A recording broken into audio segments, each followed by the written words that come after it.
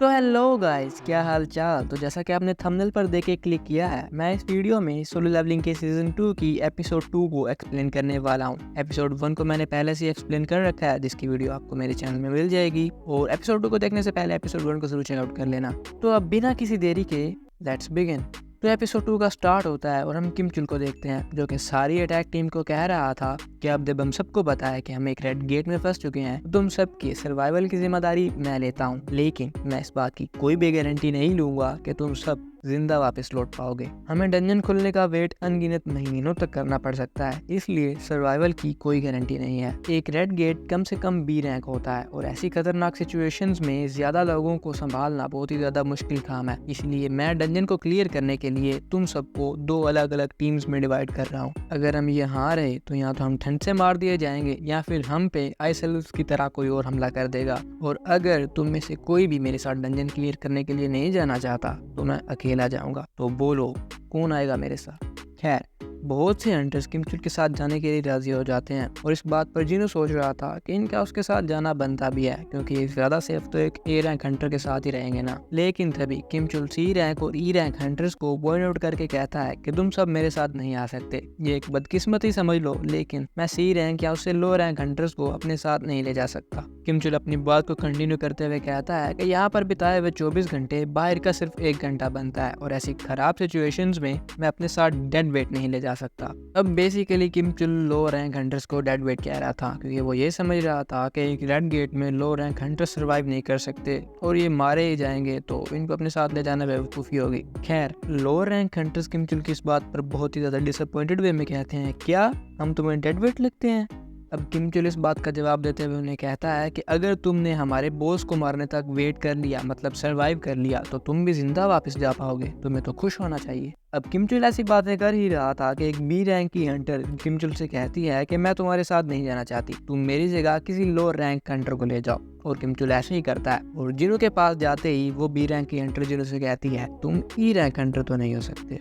और उसी वक्त सीन शिफ्ट होता है और हम सैंगमिन को देखते हैं, जो कि योनू को बता रहा था कि मैंने जिनू का ट्रस्ट जीतने के लिए ये राज छुपा कर रखा है, लेकिन मुझे लगता है कि जिनू उन लोगों में से है जो कि रीअवेकन्ड है। अब योनू इस बात का जवाब देते हुए कहता है कि तुम्हें इस बात पर पूरा यकीन है या फिर ये सिर्फ एक तुक्का है। तो सैंगमिन थोड़ा हिचकिचाता है, और योनू उसकी बात वहीं पर काट देता है और कहता है कि बस अब सिर्फ किम चुल एक ऐसा बंदा बाकी बचता है जिस पर मैं भरोसा कर सकता हूँ। लेकिन तभी वहाँ पर हुआंग डोंग सू आता है, जो कि उन सबको देखकर कह रहा था कि व्हाइट टाइगर गिल्ड का मास्टर यहाँ पर क्या कर रहा है। अब आउट ऑफ नोवेयर डोंग सू को देखने के बाद वहाँ पर मौजूद सब लोग हैरान थे। तभी योनू डोंग सू से पूछता है कि एक ऐसा हंटर जिसे अभी यूनाइटेड स्टेट्स में होना चाहिए था, वो कोरिया में क्या कर रहा है। तो डोंग सू इस बात के जवाब में कहता है कि मैं यहाँ पर ई रैंक हंटर संग जिनु की तलाश में आया हूँ। अब डोंगसू की ये बात सुनने पर योनू भी हैरान था कि डोंगसू भी उस ई रैंक बच्चे को जानता है, आखिर उसमें इतना खास क्या है। लेकिन तभी सीन शिफ्ट होता है और हम जिनु को देखते हैं, जो कि सभी लो रैंक हंटर्स और उस बी रैंक लड़की के साथ जंगल में जा रहा था। लेकिन तभी फिर से सीन शिफ्ट होता है और हम किम चुल को देखते हैं, जिसने अभी अभी कुछ पेड़ों पर आइस बेयर्स के मार्क्स देखे थे, और वो ये सोच रहा था कि अब उन लो रैंक हंटर्स का बचना बहुत ही ज्यादा मुश्किल है।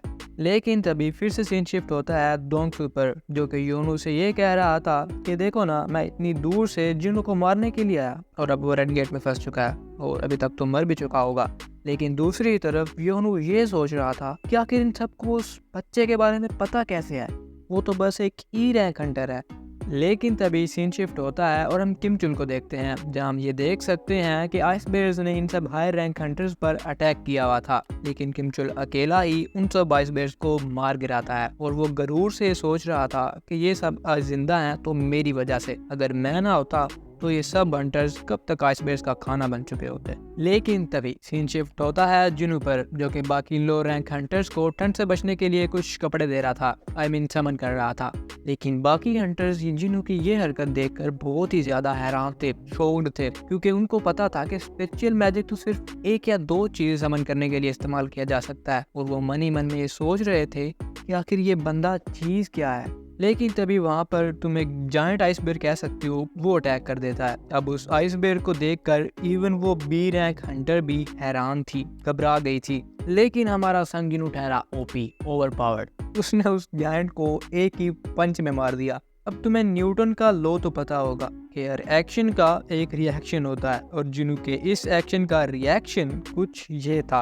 लाइक लिटरली ये सब बहुत ही ज्यादा शॉक्ड थे, और हो भी क्यों ना भाई, अभी अभी एक ई रैंक ने एक जायंट को एक पंच में सुला दिया। अब इस बात पर वो बी रैंक हंटर भी पूछने पे मजबूर थी कि आखिर तुम हो कौन। लेकिन तभी सीन शिफ्ट होता है और हम यूनू को देखते हैं, जो कि दोंगसू से पूछ रहा था कि आखिर तुम्हारा ऐसा कौन सा काम है यूनू के साथ जो कि तुम इस गेट की एंट्रेंस तक आ गए। जिसके जवाब में दोंगसू बोलता है कि इससे तुम्हारा कोई लेना देना नहीं है। इसके बाद इन दोनों में कुछ बातें होती हैं और दोंगसू ये कहकर वहां से चला जाता है कि जिन्हू एक ई रैंक है और वो एक रेड गेट में है, मुझे नहीं लगता कि वो वापस आ पाए। लेकिन तभी सीन शिफ्ट होता है सब लो रैंक हंटर्स पर, जहां हम देखते हैं कि ये सब उसी बेर का मीट खा रहे थे जिसे थोड़ी देर पहले जिन्नू ने मारा था। और जिन्नू और सोंगी में जिन्हा से रिलेटेड कुछ बातें हो रही थी कि वो इतनी इंटेलिजेंट कैसे है और ब्ला ब्ला ब्ला। खैर, खाना खाने के बाद जिन्नू एक्सरसाइज के लिए जाता है और उसके बाद थोड़ी हंटिंग करता है, लेकिन वहां पर उस पे बहुत से आइस बेयर्स अटैक कर देते हैं, जिस पर जिन्नू इग्रिस और दूसरे शैडो सोल्जर्स को बाहर निकाल कर बोलता है गो। और तभी सारे शैडो सोल्जर्स आइस बेयर्स को ब्रूटली मारने लगते हैं। इस सीन को देखकर जिन्नू थोड़ा हैरान था और सोच रहा था कि शैडो सोल्जर्स मेरी एक्सपेक्टेशन से ज्यादा पावरफुल हैं। इनकी अनबिलीवेबल रीजनरेशन तकरीबन इमोर्टैलिटी के बराबर है, लेकिन ये बहुत ज्यादा मना भी कंज्यूम करते हैं। अब तुम्हें यहाँ पर एक सिंपल रूल समझने की जरूरत है, जो कि ऑफ कोर्स तुम्हें मैं समझाऊंगा। तो जिन्हों के ये जितने भी शैडो सोल्जर्स हैं ना, ये एक किस्म के इमोर्टल हैं, क्योंकि तुम इनके साथ कुछ भी कर दो, इनको तोड़ दो, फोड़ दो, कुछ भी कर दो, इनका गेन बना दो, ये वापस से जीनू का माना यूज करके रीजनरेट कर सकते हैं। लेकिन कुछ ऐसी भी एंटिटीज एग्जिस्ट करती हैं जो कि इनको जड़ से ही खत्म कर सकती हैं, वैनिश कर सकती हैं, मार सकती हैं। अब उम्मीद है कि तुम समझ गए होगे। खैर, स्टोरी की तरफ बढ़ते हैं। तभी वहां पर आइस बेयर्स का रियल लीडर आ जाता है। अब वो जायंट शैडो सोल्जर्स को एक इंस्टेंट में खत्म कर रहा था, और ये देखने के बाद जिन्नू बोलता है एग्रिस। और फिर क्या, एग्रिस अपनी तलवार निकालता है और विद इन सेकेंड्स उस आइस बेयर का खात्मा कर देता है, उसका सर जड़ से काट देता है। अब इग्रिस की इस पावर को देखकर जिन्नू शॉक था और सोच रहा था कि शुक्र है इग्रिस ने मेरे अगेंस्ट अपनी स्वर्ड यूज नहीं की थी, क्योंकि अगर इग्रिस मेरे अगेंस्ट स्वर्ड यूज कर लेता तो मैं कभी भी नहीं जीत पाता। इसके बाद जिन्नू अपने आप से कहने लगता है कि मेरे करंट लेवल पे मैं और इग्रिस सेम है, क्या वो मुझसे ज्यादा ताकतवर है। इसके बाद जिन्नू इग्रिस को शाबाशी देता है और फिर अराइज बोलता है और उस आइस बेयर को अपनी शैडो आर्मी में ऐड करता है। लेकिन तभी सीन शिफ्ट होता है और हम योनू को देखते हैं, जहाँ पर वो सब डिस्कस कर रहे थे कि यहाँ 3 घंटे गुजर चुके हैं, मतलब वहाँ डंजन मतलब रेड गेट के अंदर 3 दिन गुजर चुके होंगे, और सब लोअर रैंक्स अब तक तो वहाँ पर मौजूद ठंड की वजह से मर चुके होंगे, और अगर वेदर ने उनका कुछ भी ना किया हुआ हो तो उनके पास इतने रिसोर्सेज ही नहीं थे कि वो 3 दिन तक सर्वाइव कर पाएं। लेकिन तभी सीन शिफ्ट होता है किमचुल पर, जहां हम देख सकते हैं कि किमचुल बाकी हाई रैंक हंटर्स के साथ हार चुका था। डंजन के मॉन्स्टर्स ने उन सब की हालत पतली कर रखी थी, लेकिन किमचुल ये मानने को तैयार ही नहीं था कि ये सब उसकी गलती है। वो इस सब का कसूरवार खाने की कमी को ठहरा रहा था। अब पता नहीं क्यों, बस ठहरा रहा था। अब ये सब उन मॉन्स्टर से मार खा ही रहे थे कि वहाँ पर आइस एल्व्स भी आ जाते हैं, जो कि अब उन सब हंटर्स की मारने वाले थे। और इसी के साथ सोलो लेवलिंग के सीजन 2 की एपिसोड 2 का एंड होता है।